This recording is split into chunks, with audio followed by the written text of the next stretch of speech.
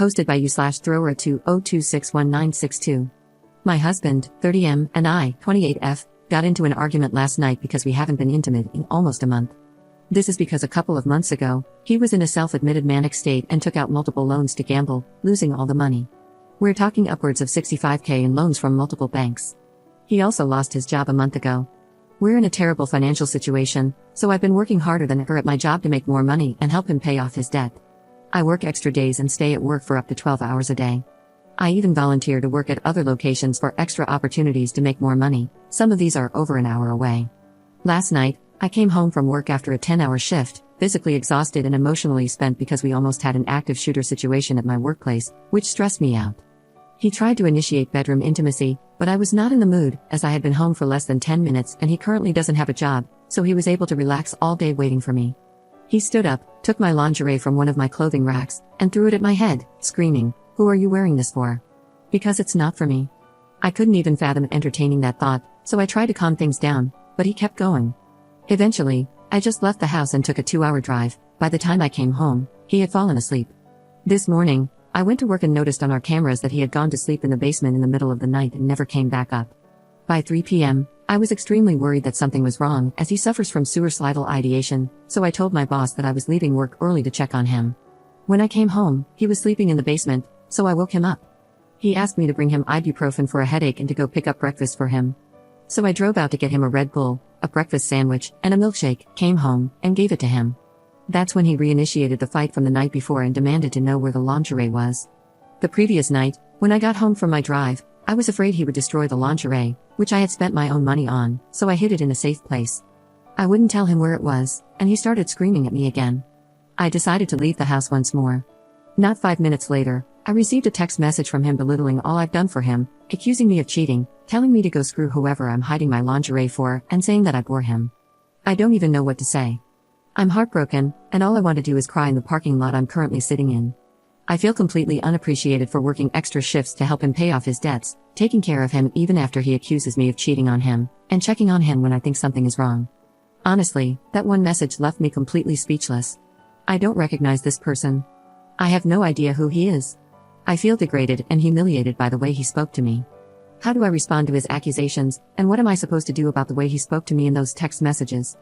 I know he's going through a lot, but the way he's been talking to me has crushed my self-esteem. Edit. Some commenters seem to think I had hidden the lingerie when I bought it and that he found it and confronted me. That wasn't the case at all. We have a large walk-in closet with a rack dedicated to my lingerie, and they're in plain view. He has access to them all the time and often chooses which ones he wants me to wear. He knows about all of them because he helps me pick them out. The particular set he was mad about was a purple Valentine's Day set. I didn't wear it on Valentine's Day because I got my period 5 days early, so I put it away with the rest of my stuff and never ended up wearing it at all. Valentine's Day was over a month ago. Update 6 months later. Hi, this is a follow-up that I feel is long overdue in this group. I feel I owe it to everyone who gave me advice in my original post. It's been a long and hard road since then, but hopefully, this reaches the people who reached out to me and gave me the tough advice I really needed to hear. In the months following my last post, I have since left my husband and filed for divorce. After a few other incidents, one involving a gun, I started applying for jobs around the country, and by some miracle that I cannot comprehend, I landed an incredibly well-paying job that is almost 4 times my previous salary. I don't know how I managed to do it, aside from funneling all of my energy into one singular task that would allow me to leave. Once I got the job, I let my ex-husband know that I was going to be leaving without him. It was really nerve-wracking telling him I was leaving 5 days before I moved, but I had a really strong support system of friends and family members who made sure I was safe during this transition. Even though I told him I was going to file for divorce, during the first month after I left, he did everything in his power to convince me to stay, including threatening me on numerous occasions. He told me that if I chose to go through with the divorce, he would make it so financially destructive that I might choose to stay with him after all. Ultimately, it turns out that the law was very much on my side. While I did pay for all of the divorce fees because he is unemployed, I don't owe him anything, and the divorce itself was actually quite cut and dry. I have an incredible job, I live in a highly secure area, I moved far away, made new friends, and have been incredibly lucky to have an awesome work environment as well.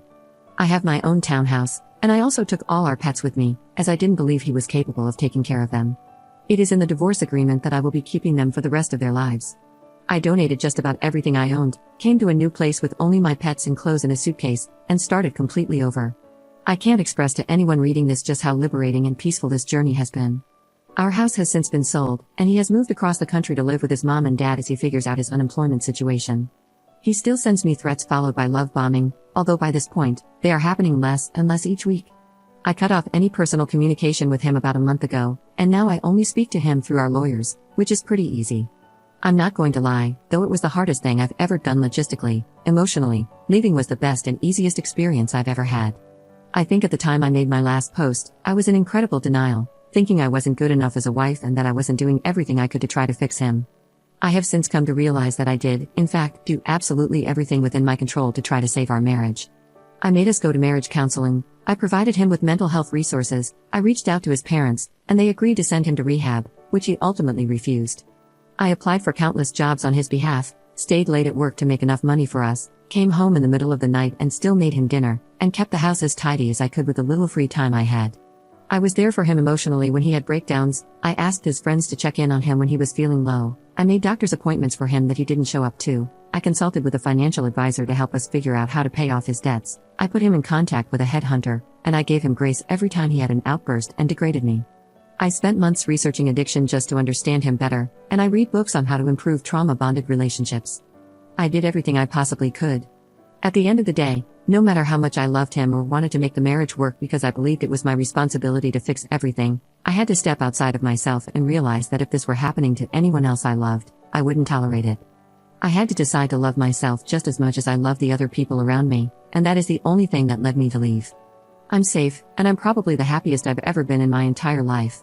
I'm independent, confident, and learning who I am again. I'm incredibly proud of myself. My divorce will be final in just a few short weeks, and I'm excited to truly be my own person again. Anyway, I hope this update is sufficient, and I appreciate everyone who reached out to me all those months ago. Commenter. Please tell me you left him with all his debt.